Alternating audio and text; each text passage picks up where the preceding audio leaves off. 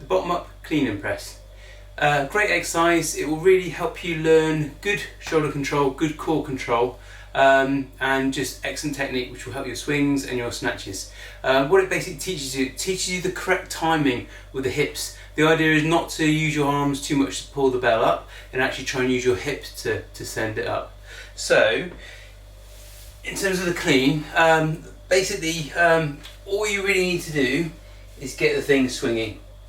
And the point where it clears your knees, you simply rest your elbow on your hips. So the idea is, it's too heavy to try and lift it up. So you shouldn't be trying to use your arm to lift at all.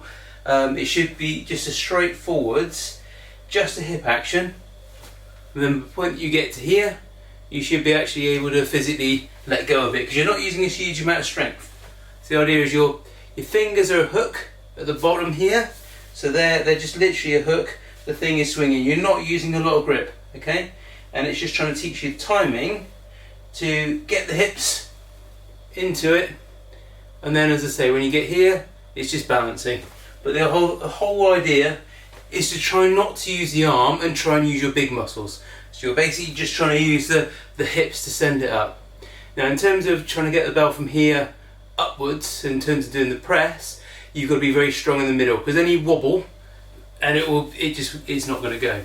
So the first thing is big breath in, squeeze your bum, hold your core, and then from there you should be able to press it, and then try and control it so nice and slow on the way down. So the key is try not to use momentum. Don't use force, don't try and drive it up, try and use pure strength. And again, what this will teach you is it will teach your shoulder the correct mechanics. There's a thing known as a scapular humeral rhythm. So basically we can't take our arms any further than 90 degrees away. So in order to go further than that, two things have to occur. One, your rotator cuff has to get involved, so it has to rotate, and the scapula also rotates.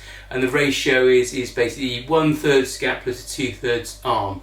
Okay, so the thing is, when you do this, if you try and overuse the muscles in your neck, it just won't go. So what you've got to try and do again is keep a nice tight core. So big breath in, and then again trying to press, and then slow as you come down. But remember, keep your core really tight, squeeze your bum, and hold your stomach. But any wobbling, and you won't be able to respond quick enough. So I say, good idea to practice the cleans first and just keep alternating hands. Don't do too many, so sort of say 1 to 3 reps, because if you're doing it with not ideal technique, your grip will very quickly fatigue.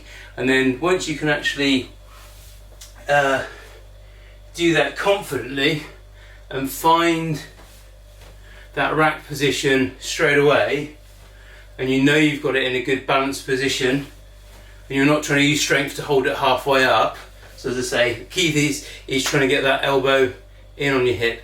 And as I say, once you can find that, then you can then look at, again, big breath in, hold your core, and then trying to press it up. But as I say, any wobble in your core, any disengagement, and it will become, well, impossible.